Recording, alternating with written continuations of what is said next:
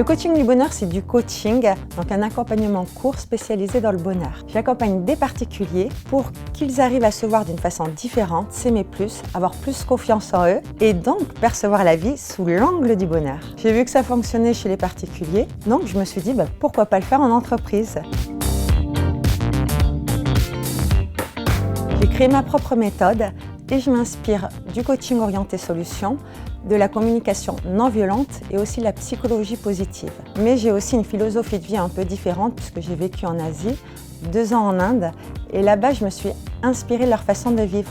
Et j'ai compris que le bonheur c'était vraiment un état intérieur. Donc c'est ce que je vais transmettre dans mes ateliers et avec les particuliers.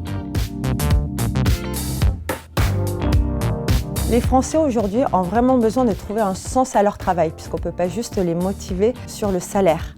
Et on sait que ça vient beaucoup du management. S'il y a un bon manager, généralement, il y a aussi une bonne ambiance dans l'équipe. Cette recherche de sens du bonheur est de plus en plus significative, surtout dans la nouvelle génération qui arrive. Donc c'est important de s'adapter à eux justement et d'arriver à les motiver, puisque si jamais ils ne trouvent pas un sens à leur travail, ils sont capables de partir à l'étranger ou même de monter leur propre entreprise.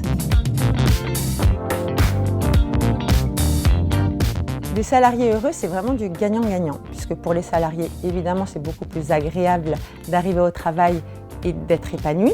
L'épanouissement rime avec efficacité, donc pour l'entreprise, des salariés plus efficaces, mais en plus moins malades, qui n'ont pas envie de changer, donc moins de turnover, qui vont parler de l'entreprise autour d'eux, donc plus de cooptation et évidemment une meilleure image de marque. La question magique à se poser pour un manager, c'est se dire qu'est-ce que je fais pour améliorer l'engagement des salariés? Un manager altruiste, c'est un manager qui va mettre son équipe en premier, qui va arriver à les encourager, qui va se mettre à la place de l'autre justement, qui va arriver à savoir dire les choses, même les choses désagréables, dans le respect de l'autre et dans le respect de soi-même. Donc c'est vraiment important puisque son équipe va être beaucoup plus à l'aise évidemment et va savoir prendre des risques sans se sentir en danger.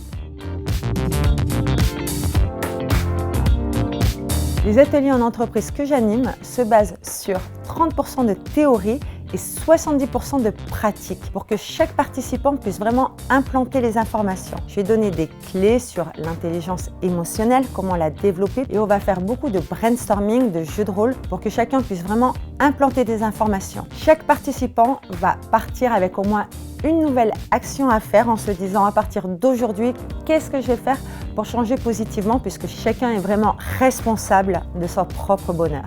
Le bonheur, ça se cultive vraiment, ça s'apprend. C'est vraiment une décision à prendre de se dire aujourd'hui, je vais prendre ma vie en main et je vais voir la vie d'une façon différente.